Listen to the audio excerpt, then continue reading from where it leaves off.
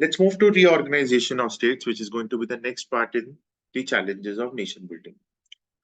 अगर मैं आपसे बात करता हूँ नेशन बिल्डिंग की, the process of nation building did not come to an end with the partition. भाई नेशन बिल्डिंग में कई सारी प्रॉब्लम्स खत्म नहीं हुई थी कि बस हो गया अपना कि बन गया। अपन को स्टेट बनाना जरूरी था। आप लोगों ने सारे स्टेट्स को अपनी तरफ करने के लिए, इंस्ट्रूमेंट ऑफ एक्सेशन करने के साथ कुछ नहीं करा। उन्होंने बोला अब हमें स्टेट चाहिए। अब चैलेंज यही था कि इंटरनल बाउंड्रीज में कैसे स्टेट ड्रॉ होगा। आज आपको सामने जो 28 स्टेट्स दिखाई दे रहे हैं, कर्नाटका, केरला, ये जमाने में सबके सब एक छोटे छोटे प्रिंसली स्टेट्स थे।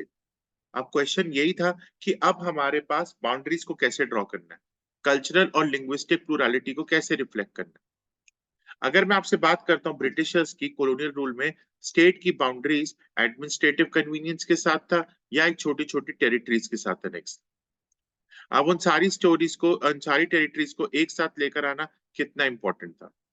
हमारी नेशनल मूवमेंट्स ने ये सारी मूवमेंट्स को रिजेक्ट कर दिया, क्योंकि कहीं ना कहीं उन्होंने एक लिंग्विस्टिक प्रिंसिपल्स के साथ उसको फॉर्म करने की कोशिश करी। अगर देखा जाए तो सबसे पहली बात उन्होंने बोला कि नागपुर सेशन ऑफ कांग्रेस 1920 में ये प्रिंसिपल रीऑर्गेनाइज्ड हुआ था कि कैसे इंडियन नेशनल कांग्रेस पार्टी ने बोला था कि ये जो ब्रिटिशर्स ने अपनी डिवीजन कर रखी है गलत है। हमारा हर एक स्टेट लैंग्वेज के हिसाब से ही होना चाहिए, हर एक स्टेट लैंग्वेज के हिसाब से होना चाहिए। तो यहाँ पर उन्होंने यही डिसाइड करा था कि कब, नागपुर सेशन में। पर जैसी आजादी हुई, जवाहरलाल नेहरू की चीजें बदल गई। Things changed after independence. उनको लीडर्स को लगा कि जैसे मुसलमानों ने अपना नेशन मांग लिया, वैसे ही हर एक रिलीजन अपना अपना रिलीजन नेशंस मांगने शुरू कर देगा, which is going to be the biggest problem. Now इन सब चीजों को कैसे लेकर चलना है, ये क्वेश्चन उठने लग गए। इन सब चीजों को कैसे ड्रॉ करनी है टेंशन, ये क्वेश्चन उठने लग गए। ये सेंट्रल लीडरशिप ने सबसे पहले तो पोस्टपोन करा इस मैटर्स को। उनको लगा कि जो प्रिंसली स्टेट्स हैं ये बहुत ज्यादा दिक्कत करेंगे, इसी वजह से उन्होंने मना कर दिया। तो अभी तक मैं फिर बता रहा हूं क्या हुआ पहले 4 पैराग्राफ में। पहले 4 पैराग्राफ में उन्होंने बोला कि पहले जी इंटरनल बाउंड्रीज कैसे ड्रॉ करेंगे। पहले जो ब्रिटिशर्स के टाइम पर विड्रॉ थी वो तो बहुत ही बुरी थी। हमारी नेशनल मूवमेंट ने भी यही डिसाइड किया था कि 1920 में हम लोग अपने जो देश बनाएंगे वो लैंग्वेज के बेसिस पे होगा।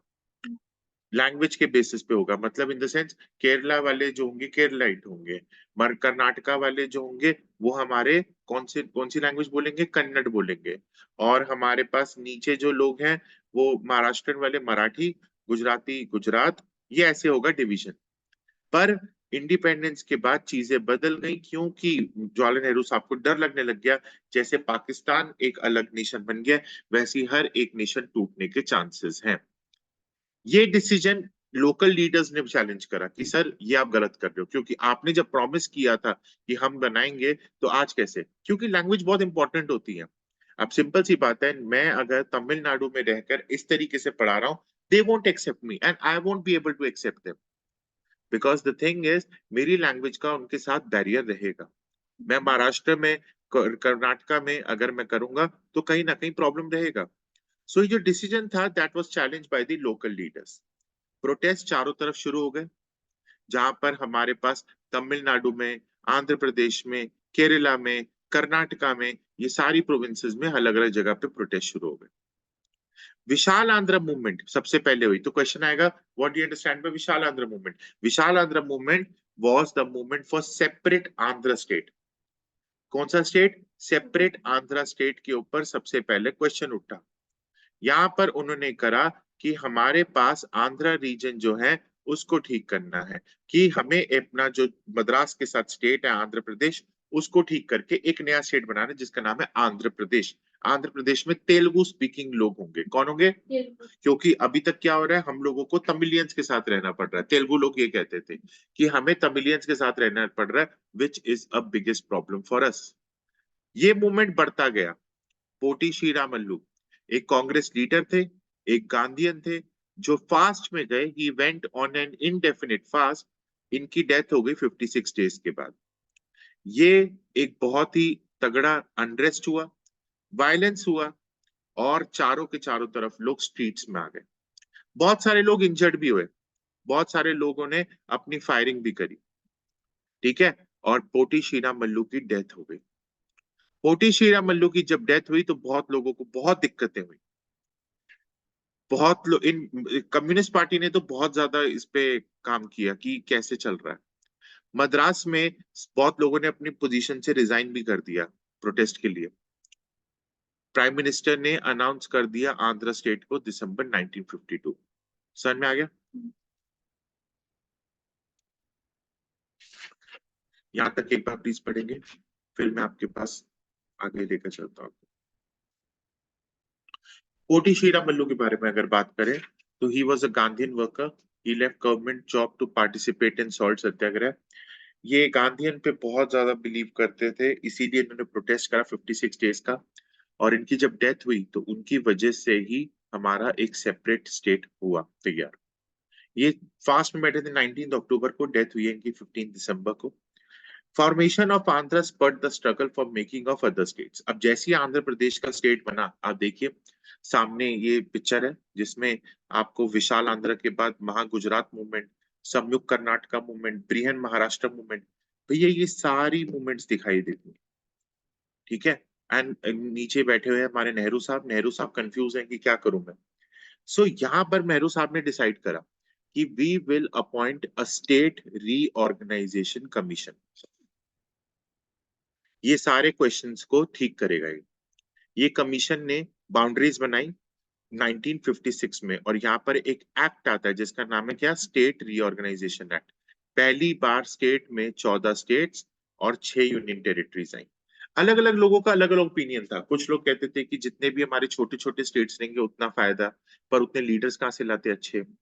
तो इसीलिए डिसाइड लास्ट में यही करा गया, 14 स्टेट्स और 6 यूनियन टेरिटरीज हमारी तैयार। वन ऑफ द सबसे इंपॉर्टेंट कंसर्न वो ये था कि डिमांड फॉर सेपरेट स्टेट्स। सबको ये की चीज था कि यार ये जो सेपरेट स्टेट है उससे यूनिटी चली जाएगी। लिंग्विस्टिक स्टेट्स जो है वो सेपरेटिज्म क्रिएट करेगा और ये प्रेशर भी लाएगा। But the leadership finally made a choice. इस लीडरशिप में क्या हुआ, हमारा फेवर हो गया। ये अगर हम रीजनल और लिंग्विस्टिक क्लेम्स को बिलीव करते हैं तो उन्होंने यही बोला कि हम लोग अपने अकोमोडेशन के साथ भी आगे बढ़ेंगे। आज हमारे पास 70 साल हो गए आजादी को और ऑलमोस्ट 70 ईयर्स हो गए हमारे स्टेट्स बने हुए। आज भी लिंग्विस्टिक स्टेट्स में कोई प्रॉब्लम नहीं आई है। चीजें हमारी यूनिफॉर्म बेसिस पे चल रही है। और इसी की वजह से इंडिया में, हमारे पास इंडिया में 1632 लैंग्वेज बोली जाती हैं, लैंग्वेजेस और डायलेक्ट्स बोले जाते हैं। हमारे शेड्यूल्ड 8 में 22 लैंग्वेजेस है। बट हमारा एक ही मानना है कि हम लोग क्या है, डेमोक्रेसी है। हम लोग क्या है, डेमोक्रेसी है। और डेमोक्रेसी में हम प्लुरलिटी ऑफ आइडियाज के साथ काम करते हैं। ठीक है। लास्ट में हमने डिसाइड क्या करा, हमारे स्टेट्स अलग अलग कब फॉर्म हुए। तो ये बेटा आपको डेटा पूरा याद करना है। सबसे पहला डेटा क्या है, महाराष्ट्र और गुजरात का स्टेट कब बना, 1960 में। फिर पंजाब, पंजाब से दो अलग अलग स्टेट्स हटे, वो क्या था, हमारे 1966 में पंजाब से हरियाणा और हिमाचल प्रदेश अलग हुए। फिर हमारे पास 1972 में मेघालय निकला असम से, मणिपुर और त्रिपुरा निकला असम से। फिर उसके बाद मिजोरम और अरुणाचल प्रदेश निकले 1987। नागालैंड हमारा स्टेट बनता है 1963 में। हमने सिर्फ लैंग्वेजेस के बेसिस पे ही स्टेट अलग नहीं करे। अभी हमारे पास स्टेट अलग अलग हुए हैं और अलग बेसिस पे, जैसे छत्तीसगढ़, उत्तराखंड और झारखंड। छत्तीसगढ़ निकला है कहाँ से, छत्तीसगढ़ निकला है हमारे मध्य प्रदेश से। उत्तराखंड निकला है यूपी से। और झारखंड निकला है बिहार से। ये सब बने हैं सन 2000 में। और लास्ट में जो स्टेट बना है वो क्या है, तेलंगाना। कब बना है, 2014। उत्तराखंड यूपी से। उत्तराखंड यूपी से। ये आपको याद रखना है डेटा, क्योंकि इस पे बहुत क्वेश्चंस आते हैं 1 मार्क्स के। अभी और भी स्टेट्स बनने की बात हो रही है जैसे विदर्भ प्रदेश, पर ये अभी नहीं है। यहीं पर ही चैप्टर खत्म होता है। ठीक है। और एक बार आप प्लीज देख लीजिए, कोई डाउट है तो मुझसे पूछें।